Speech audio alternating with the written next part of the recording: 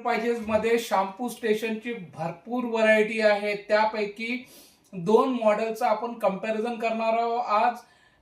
हा जो shampoo station आहे याचं जे बेसिन आहे हे तुम्हाला पाहिजे त्या अँगलवर तुम्ही त्याला नेऊ शकता, त्याला ऍडजस्ट करता येईल.